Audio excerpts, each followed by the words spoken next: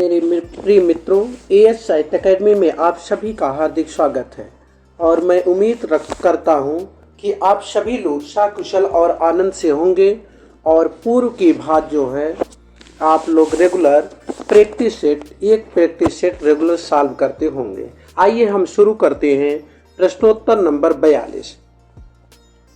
प्रगतिवाद शीर्षक पुस्तक के लेखक कौन है? प्रगतिवाद शीर्षक पुस्तक के लेखक कौन है? रामविलास शर्मा, इनकी नहीं है प्रगतिवाद। रांगे राघव नहीं है। हाँ, बचे दो ऑप्शन, ऑप्शन नंबर सी और ऑप्शन नंबर डी, जिसमें से दोनों लोगों की प्रगतिवाद पुस्तक लेखक है, क्योंकि शिवदान सिंह चौहान ने प्रगतिवाद की रचना जो है 1946 ईस्वी में किया था। प्रगतिवाद शिवदान सिंह चौहान जी ने भी लिखा था और यह 1946 ईस्वी में प्रकाशित हुआ था।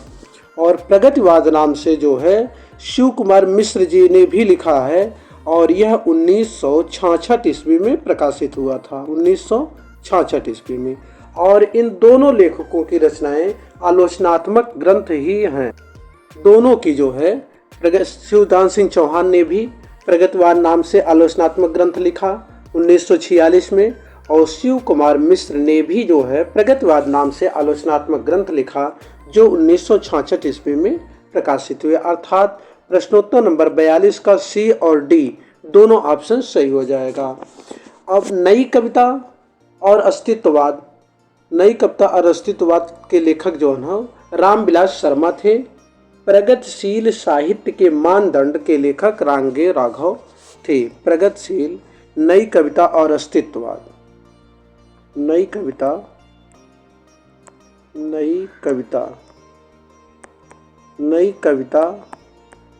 और अस्तित्ववाद के लेखक रामविलास शर्मा थे।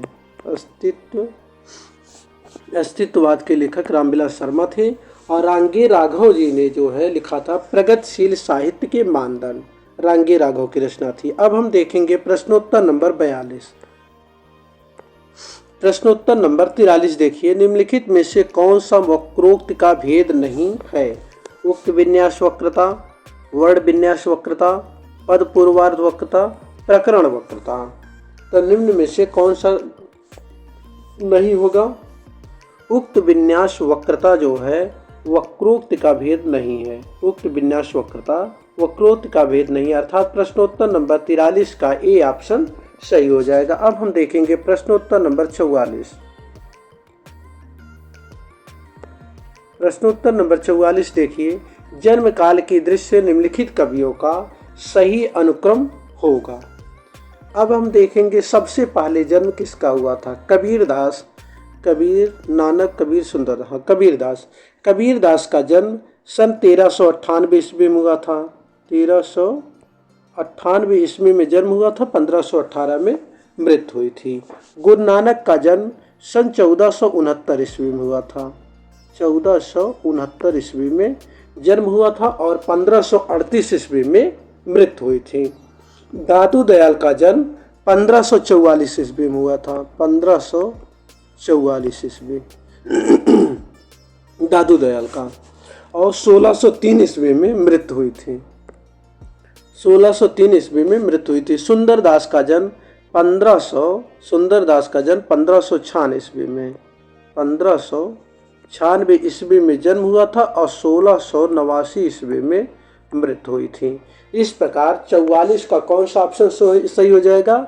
बी ऑप्शन, क्योंकि कबीरदास का जन्म सर्वप्रथम हुआ था 1398 ईस्वी में, जन्म काशी में हुआ था और 1518 में मृत्यु। नानक का जन्म 1469 ईस्वी में, दादू दयाल का 1544 ईस्वी में और सुंदरदास का जन्म 1596 ईस्वी में। तो प्रश्नोत्तर नंबर 44 का बी ऑप्शन सही हो जाएगा। अब हम देखेंगे प्रश्नोत्तर नंबर 45।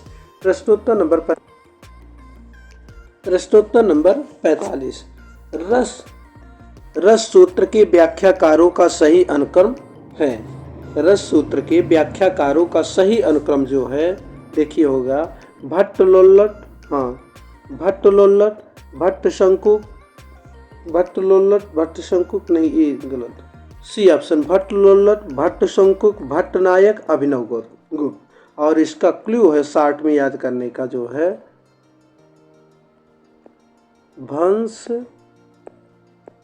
भट्ट लोलर भट्ट शंकु। भंस भट्ट अभि भरत के, अभि माने अभिनव गुप्त, अभि भरत के रस सूत्र अर्थात जो है क्या हो गया, कहने का था भंस भट्ट अभि भरत के रस सूत्र, भरत मुनि के रस सूत्र के व्याख्याकार भट्ट लोल्लक, भट्ट शंकुक, भट्ट नायक, अभिनव गुप्त। कितने हो गए? यही जो है भरत मुनि के रस सूत्र के व्याख्याकार है और यही कालक्रम से सही है। भंस भट्ट अभि भरत के रस सूत्र, भरत मुनि के रस सूत्र के व्याख्याकार। तो सही ऑप्शन क्या हो जाएगा 45 का? सी ऑप्शन, भट्ट लोल्लक, भट्ट शंकुक, भट्ट नायक, अभिनव गुप्त। अब हम देखेंगे प्रश्नोत्तर नंबर 46 देखिए, प्रश्नोत्तर नंबर 46। निम्नलिखित रचनाओं को उनकी रचयिताओं के साथ सुमेलित कीजिए। निम्न जो रचनाएं हैं उनके रचनाकारों के साथ सुमेलित कीजिए। अब बनबेला किसकी रचना है? सूर्यकांत त्रिपाठी निराला जी की है। किसकी है? सूर्यकांत त्रिपाठी निराला जी की है। उत्तरा सुमित्रा नंदन पंत की, उत्तरा जो है सुमित्रा नंदन पंत की रचना है। परिक्रमा महादेवी वर्मा की है, परिक्रमा महादेवी वर्मा की रचना है। और चित्राधार किसकी है? जयशंकर प्रसाद की, चित्राधार जयशंकर प्रसाद की रचना है। बनबेला सूर्यकांत त्रिपाठी निराला का, उत्तरा सुमित्रानंदन पंत का, परिक्रमा महादेवी वर्मा का, चित्राधार जयशंकर प्रसाद का। अब हम देखेंगे प्रश्नोत्तर नंबर 46 का कौन सा ऑप्शन सही है।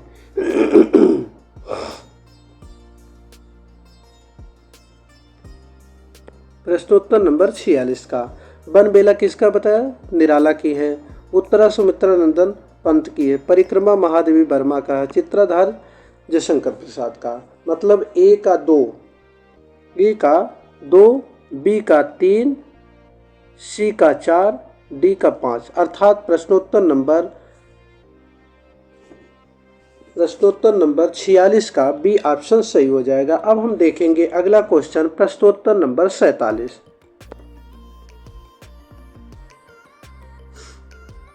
प्रश्नोत्तर नंबर 47 देखेंगे।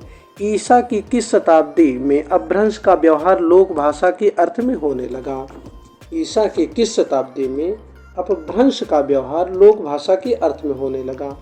तो ईसा की 11वीं शताब्दी में, किस शताब्दी में? 11वीं शताब्दी में। ईसा की 11वीं शताब्दी में अपभ्रंश का प्रयोग, ईसा की 11वीं शताब्दी में अपभ्रंश का व्यवहार लोक भाषा के रूप में होने लगा। अर्थात 47 का डी ऑप्शन सही हो जाएगा। अब हम देखेंगे प्रश्नोत्तर नंबर 48 कि पुरुष परीक्षा किस कवि की रचना है? पुरुष परीक्षा जो है मैथिल कवि अर्थात मैथिल कोकिल के नाम से प्रसिद्ध, मैथिल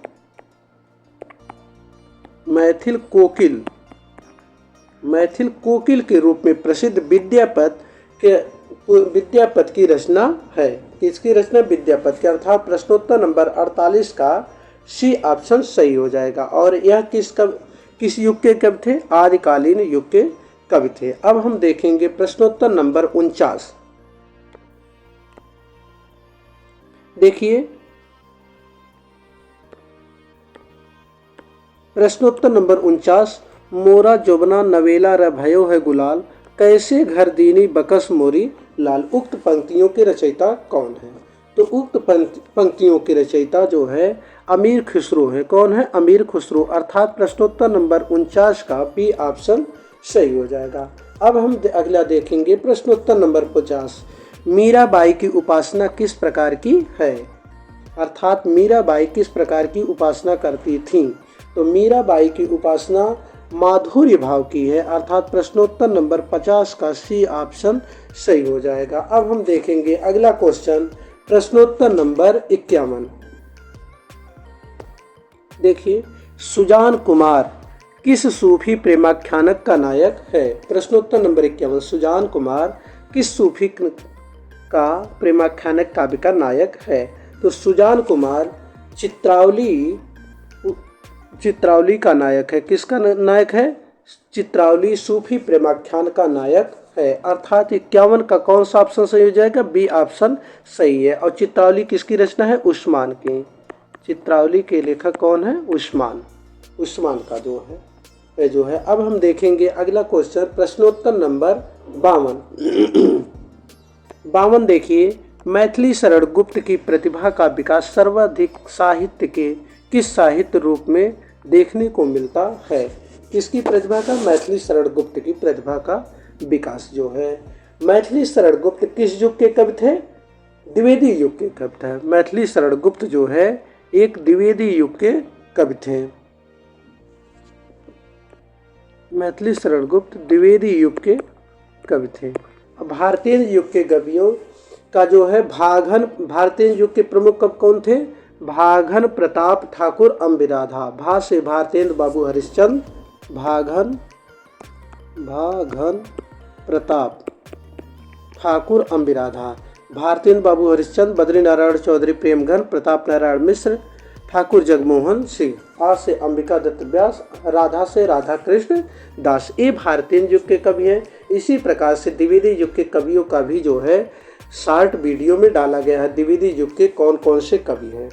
अब हम देखेंगे मैथिली शरण गुप्त द्विवेदी युगीन कवि जो है मैथिली शरण गुप्त मुख्य रूप से किस रूप में प्रसिद्ध थे? तो द्विवेदी युगीन कवि मैथिली शरण गुप्त एक प्रबंधकार के रूप में प्रसिद्ध थे। अर्थात प्रश्नोत्तर नंबर 52 का बी ऑप्शन सही हो जाएगा। अब हम देखेंगे प्रश्नोत्तर नंबर 53, ठंडा लोहा कविता संग्रह के रचयिता कौन है? तो ठंडा लोहा कविता संग्रह के रचयिता धर्मवीर भारती हैं। अर्थात प्रश्नोत्तर नंबर 53 का ए ऑप्शन सही हो जाएगा। अब अगला क्वेश्चन है प्रश्नोत्तर नंबर 54, कामकुंठा की शिकार स्त्री के चरित्र का चित्रण, यहाँ पे चित्रण हो जाएगा, चित्रण किस उपन्यास में किया गया है? कामकुंठा की शिकार स्त्री के चरित्र का चित्रण किस उपन्यास में किया गया है? तो यह जो है सूरजमुखी अधेरे के उपन्यास में किया गया है। सूरजमुखी अधेरे के उपन्यास में किया गया है। और सूरजमुखी अधेरे में उपन्यास के लेखक कौन है? कृष्णा सोबती।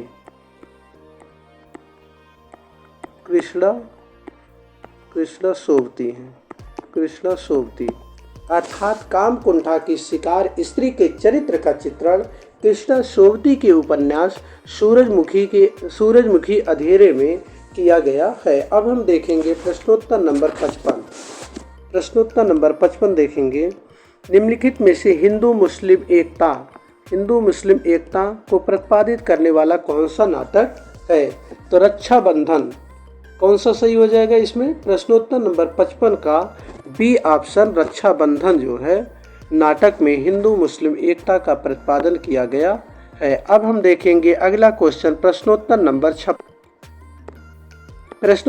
56 देखिए, निम्नलिखित में से भारतेंद्र हरिश्चंद्र का कौन सा नाटक क्षेमेश्वर कृत चंड कौशिक के आधार पर लिखा गया है? इसमें पूछा जाए भारतेंद्र का कौन सा नाटक क्षेमेश्वर के चंड कौशिक के आधार पर लिखा गया है? तो भारतेंद्र का सत्य हरिश्चंद्र नाटक चंड कौशिक के आधार पर लिखा गया। अर्थात प्रश्नोत्तर नंबर 56 का ए ऑप्शन सही हो जाएगा। अब हम अगला क्वेश्चन देखेंगे प्रश्नोत्तर नंबर 57, अर्थोक्षेपक के कितने प्रकार होते हैं?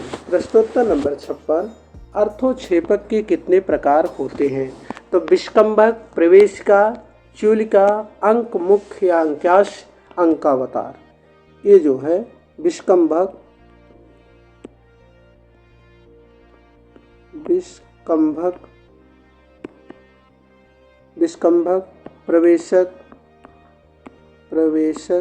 विष्कंभक, प्रवेशक, चूलिका,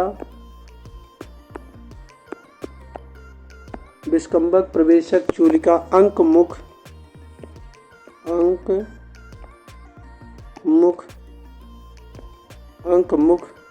या अंकास्य। और उसके बाद है 5वें नंबर पर अंकावतार। अंकावतार। अंकावतार। विस्कंभक, प्रवेशक, चूलिका, अंकमुख या अंकास्य, अंकावतार। अर्थात अर्थोक्षेपक के कितने प्रकार हो गए? 5 प्रकार। तो 57 का कौन सा ऑप्शन सही हो जाएगा? ए ऑप्शन सही हो जाएगा। अब हम देखेंगे अगला क्वेश्चन, प्रश्नोत्तर नंबर 58।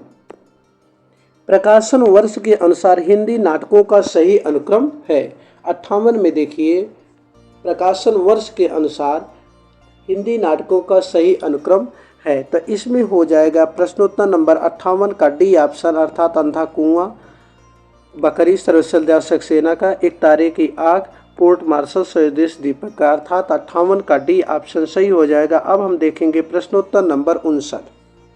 प्रश्नोत्तर नंबर 59 देखिए, हिज्वेरी। हिज्वेरी के अनुसार फना का अर्थ है, हिज्वेरी के अनुसार फना का अर्थ है। तो इसमें हो जाएगा जो है प्रश्नोत्तर नंबर 59 का सी ऑप्शन, किसी वस्तु की अपूर्णता का ज्ञान और उसे पाने की इच्छा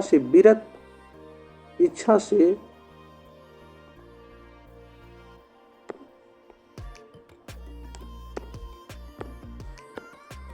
किसी वस्तु की अपूर्णता के अज्ञान और उसे पाने की इच्छा से विरत होना ही हिज्वेरी के अनुसार फना का अर्थात 59 का कौन सा ऑप्शन सही हो जाएगा? सी ऑप्शन सही हो जाएगा। अब हम देखेंगे प्रश्नोत्तर नंबर 60। रास पंचाध्यायी किस छंद में लिखा गया है? रास पंचाध्यायी किस छंद में लिखा गया है? तो रास पंचाध्यायी किस छंद में लिखा गया है? 60 का सही उत्तर कौन सा हो जाएगा? तो 60 का सही उत्तर जो है हो जाएगा रोला छंद में लिखा गया है। किस छंद में? रोला छंद में। अर्थात 60 का सी ऑप्शन सही हो जाएगा। अब हम देखेंगे प्रश्नोत्तर नंबर 61। राम और सीता के विवाह के अवसर पर किस कवि ने मिथिला की स्त्रियों से गारी गीत गवाई है? तो केशवदास। किसने गवाई है? केशवदास ने।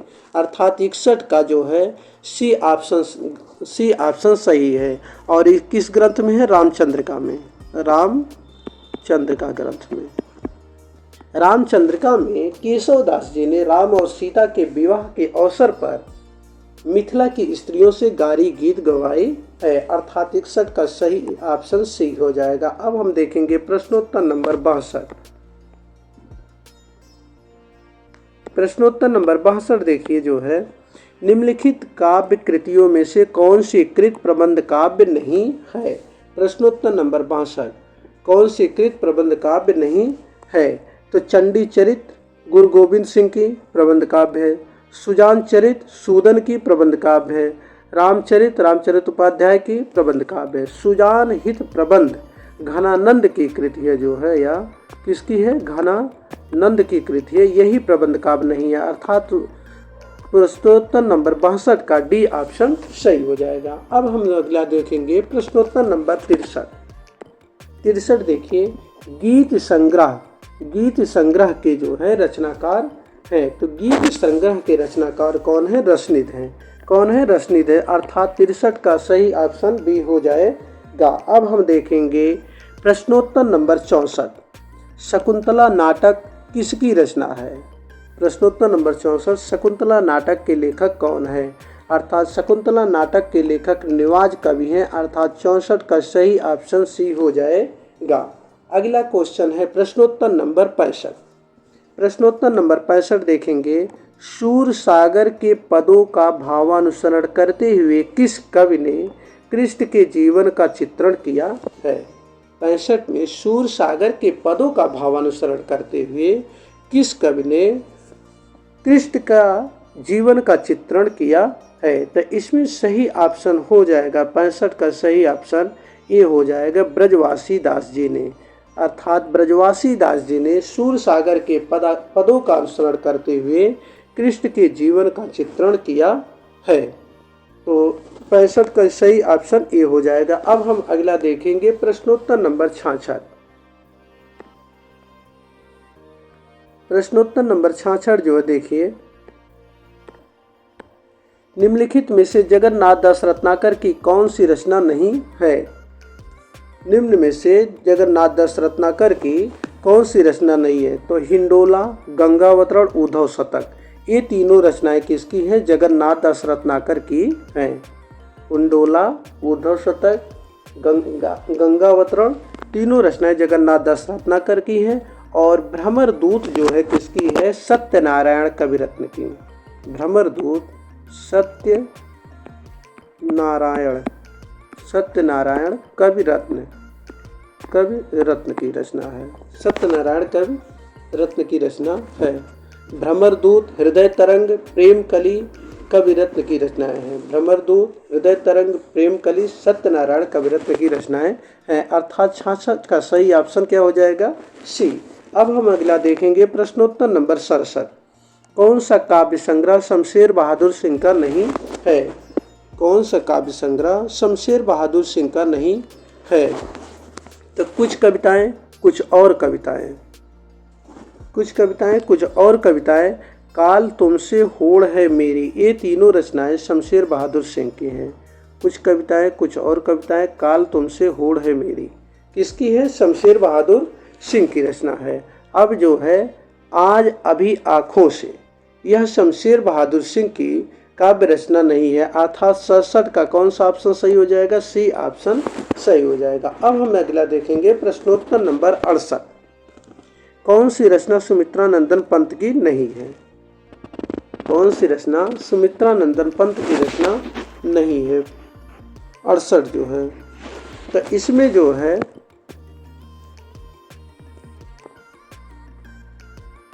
देखिए 68 का सही ऑप्शन जो है क्या हो जाएगा? युगपथ सुमित्रा नंदन पंत की है। युगपथ सुमित्रा नंदन पंत की है। उत्तरा सुमित्रा नंदन पंत की रचना है जो है। और अतिमा सुमित्रा नंदन पंत की रचना है। अर्थात ये तीनों रचनाएं किसकी हैं? सुमित्रा नंदन पंत की हैं। और गीत गुंज किसकी है? निराला जी की। सूर्यकांत त्रिपाठी निराला की रचना है। गीत गुंज सूर्यकांत त्रिपाठी निराला जी की रचना। अर्थात 68 का सही ऑप्शन डी हो जाएगा। अब हम देखेंगे प्रश्नोत्तर नंबर 69। जैनेन्द्र कुमार द्वारा रचित कहानी संग्रह नहीं है। इंसान के खंडहर इलाचंद्र जोशी की रचना है। इंसान के खंडहर किसका है? मोहन राकेश का है। इंसान के खंडहर के रचनाकार कौन है? मोहन राकेश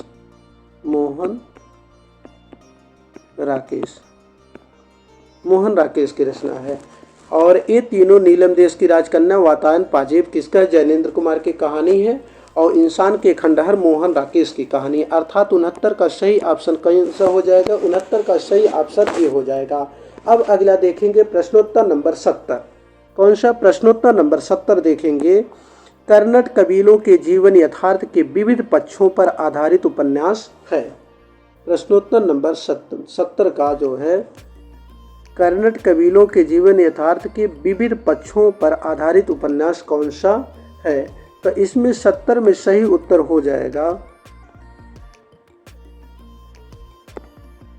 प्रश्नोत्तर नंबर 70 का सही ऑप्शन कब तक पुकारूं रांगे राघव का। किसका है? यह कब तक पुकारूं रांगे राघव की कृति है। रांगे राघव का उपन्यास है। क्या है? उपन्यास है रांगे राघव का। रांगे राघव, इसमें कर्नट कबीलों का वर्णन है। प्रश्नोत्तर नंबर 70 का सही ऑप्शन इस प्रकार क्या हो जाएगा? सी। अब हम आगे देखेंगे प्रश्नोत्तर नंबर 71। अरुण और मधुलिका किस कहानी के पात्र हैं? तो अरुण और मधुलिका जो है जयशंकर प्रसाद की कहानी पुरस्कार के पात्र हैं। किसकी कहानी है? जयशंकर प्रसाद की कहानी के पात्र हैं। जयशंकर प्रसाद ने कितनी कहानियों का संग्रह था? कितनी कहानी संग्रह थी? 5। जयशंकर प्रसाद की कहानी संग्रह कितनी थी? 5 थी। अब हम अगला देखेंगे प्रश्नोत्तर नंबर 72। भीष्म साहनी द्वारा रचित कहानी संग्रह नहीं है। 72 जो है काठ का सपना, भाग रेखा, वार्चू, निशाचर, पाली, डायन, ये सब भीष्म साहनी की कहानी संग्रह है। भाग रेखा पहला पाठ, निशाचर, पाली, डायन भीष्म साहनी की कहानी संग्रह है। और काठ का सपना किसका है? मुक्तिबोध का। काठ का सपना किसका है? मुक्तिबोध का कहानी संग्रह है। अर्थात 72 का सही ऑप्शन सी हो जाएगा। प्रश्नोत्तर नंबर 72 का सही ऑप्शन क्या हो जाएगा? सी। अब अगला देखेंगे प्रश्नोत्तर नंबर 73। प्रश्नोत्तर नंबर 73 देखिए, काव्य शोभा या कर्तारो धर्मा गुणा, काव्य शोभा या कर्तारो धर्मा गुणा जो है यह किस आचार्य की उक्ति है। प्रश्नोत्तर नंबर 73 जो है यह किसकी उक्ति है, तो यह वामन की उक्ति है। अर्थात प्रश्नोत्तर नंबर 73 का सही ऑप्शन कौन सा हो जाएगा, बी 73 का। अब अगला देखेंगे प्रश्नोत्तर नंबर 74, आधुनिक ईरान की पृष्ठभूमि पर रक्त रंजित इस्लामी क्रांति का चित्रण किस उपन्यास में किया गया है। 74 का सही ऑप्शन ए हो जाएगा। 7 नदियां एक समंदर उपन्यास में किया गया है और इसकी 7 नदियां एक समंदर उपन्यास की लेखिका कौन है, नासिरा शर्मा, नासिरा शर्मा जी हैं। अब अगला देखेंगे प्रश्नोत्तर नंबर 75 जो है कौन सी रचना महादेवी वर्मा की है, कौन सी रचना महादेवी वर्मा की है। तो इसमें से नीरजा सन 1935 ईस्वी में महादेवी वर्मा की रचना है। गीतिका सूर्यकांत त्रिपाठी निराला की है, वीणा पंत जी की है। तो नीरजा किसकी है, महादेवी वर्मा की रचना है जो सन 1935 ईस्वी में लिखी थी। अर्थात प्रश्नोत्तर नंबर 75 का सही ऑप्शन डी हो जाएगा।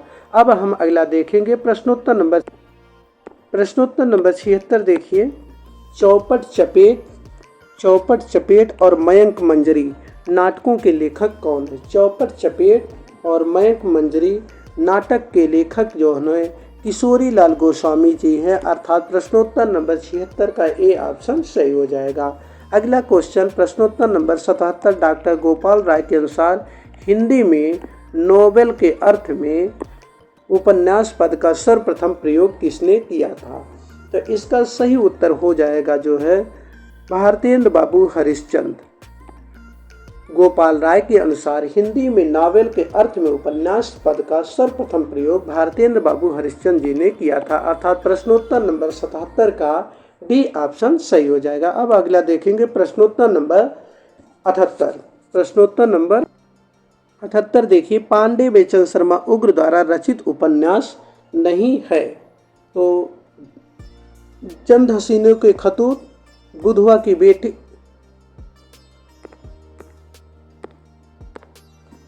चंद हसीनों के खतूत, बुधवा की बेटी, दिल्ली का दलाल, ये तीनों जो है पांडे बेचन शर्मा उग्र के उपन्यास हैं। और दिल्ली का कलंक ऋषभ चरण जैन का, किसका है, ऋषभ चरण जैन का उपन्यास है। अर्थात प्रश्नोत्तर नंबर 78 का बी ऑप्शन सही हो जाएगा। अब हम देखेंगे प्रश्नोत्तर नंबर 79, समझदारी आने पर यौवन चला जाता है, जब तक माला गूंथी जाती है फूल कुम्हला जाता है। जयशंकर प्रसाद कृत चंद्रगुप्त नाटक का उक्त संवाद किस पात्र द्वारा किया गया है। तो 79 का सही ऑप्शन सही हो क्या हो जाएगा, बी चाणक्य। निम्न वाक्यांश जो है जयशंकर प्रसाद कृत चंद्रगुप्त नाटक का चाणक्य पात्र के द्वारा कहा गया है। अर्थात 79 का कौन सा ऑप्शन सही हो जाएगा, बी ऑप्शन सही हो जाएगा। अब हम देखेंगे प्रश्नोत्तर नंबर 80, मैं साहित्य को मनुष्य की दृष्टि से देखने का पक्षपाती हूँ, यह किस आचार्य का कथन है। मैं साहित्य को मनुष्य की दृष्टि से देखने का पक्षपाती हूँ, यह किस आचार्य का कथन है। तो यह जो है हजारी प्रसाद द्विवेदी जी का कथन है। अर्थात प्रश्नोत्तर नंबर जो है 80 का सही ऑप्शन क्या हो जाएगा, 80 का सही ऑप्शन सी हो जाएगा। अब इसके आगे का क्वेश्चन प्रश्नोत्तर नंबर 81 से लेके 125 क्वेश्चन तक जो है आपको भाग 8 में जो है सॉल्व कराया जाएगा। आप सभी को बहुत बहुत धन्यवाद और मैं उम्मीद करता हूं कि आप सभी लोग पूरा वीडियो देखे होंगे। बस इतने आप लोगों से गुजारिश है, अगर 2023 में सफल होना है आपको तो डेली एक प्रैक्टिस सेट हल करिए। आप पढ़िए, कुछ भी कितनों घंटा पढ़िए, चाहे 2 घंटा 4 घंटा 6 घंटा जो भी पढ़िए, लेकिन एक प्रैक्टिस सेट डेली सॉल्व करिए जो है। और इसमें ज़्यादा से ज़्यादा जो है 15-20 मिनट 29 मिनट आधा घंटा की वीडियो रहता है, इसलिए छोटा वीडियो बनाता हूँ कि क्योंकि पढ़िए ज़्यादा और सॉल्व भी करिए, लेकिन कम से कम एक प्रैक्टिस सेट डेली सॉल्व करिए। आप सभी को जो है बहुत बहुत धन्यवाद।